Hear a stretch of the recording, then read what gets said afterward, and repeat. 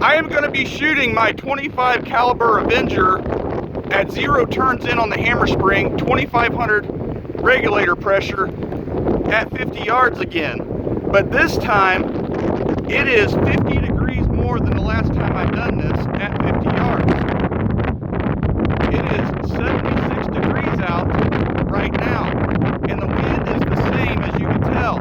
And I'll be using the same pellets, the H&N Barracuda 31 grain and the Airguns 25-4 grain, to see how well they group up in this warmer temperature. Because of my recent findings, I found that the pellets have to have a 600 feet per second velocity on impact to group up good.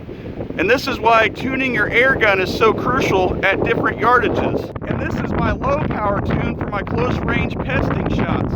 Obviously I have to turn it up for farther ranges, and due to the temperature outside, the climate changes. A lot of people don't know that Indiana weather is crazy in the springtime.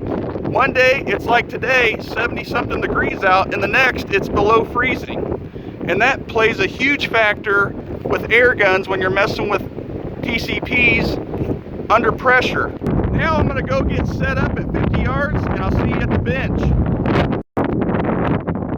First up, Airguns 25-4, 50 yards, 2500 PSI on the reg, 0 turns in on the hammer spring, 5 shots, 50 yards.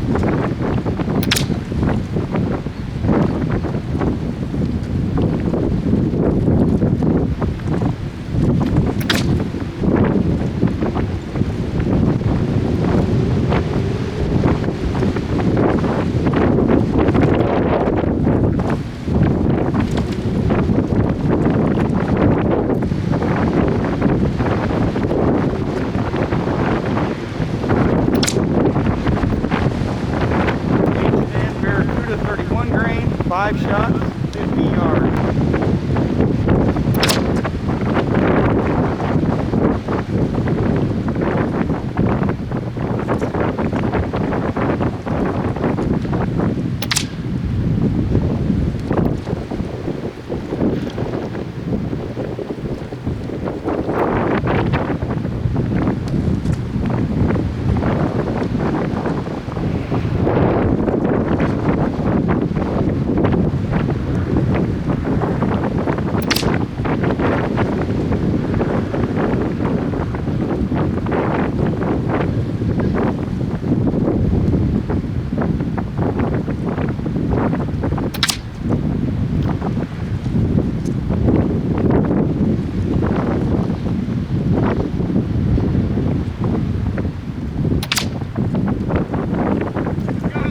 So here's my target from 50 yards, and as you can see, the 25-4 grain opened up, and the H&N 31 grain, nice tight cluster at 0 turns in on the hammer spring.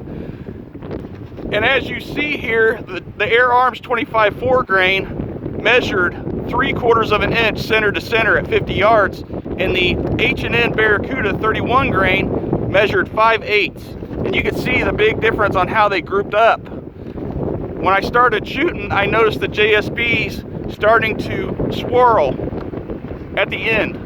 And again, this is my low power tune for when I'm pesting at close range. I don't need to shoot a really fast velocity. And as you can see here, 1/4 almost covers the Airguns group, whereas it completely covers the H&N Barracuda group at 50 yards. Now I'm going to show you of capturing the velocity downrange on impact with the chronograph at 50 yards.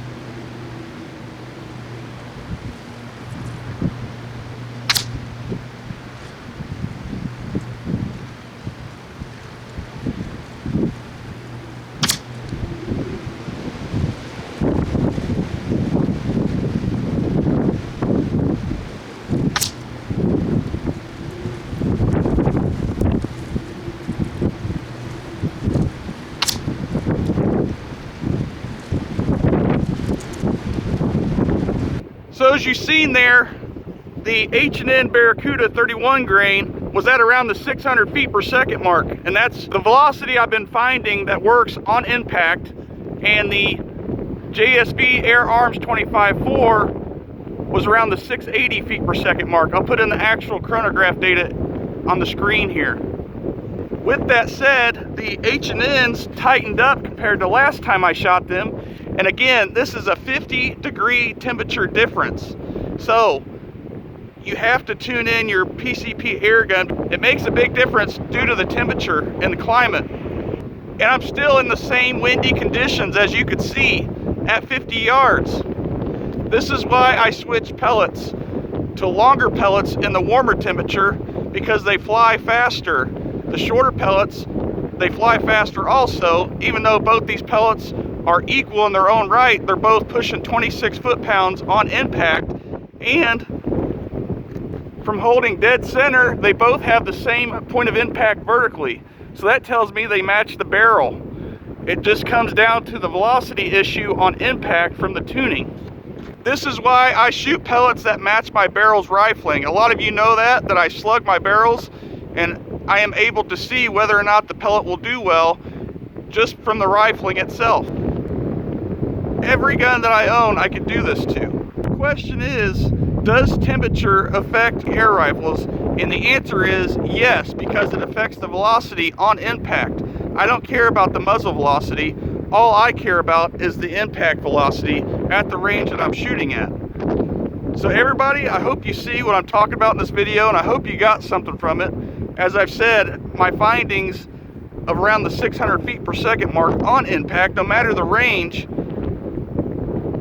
because the farther ranges, you have to tune the gun up, more power for farther distances.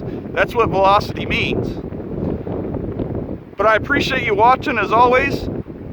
Hope to see you on the next one.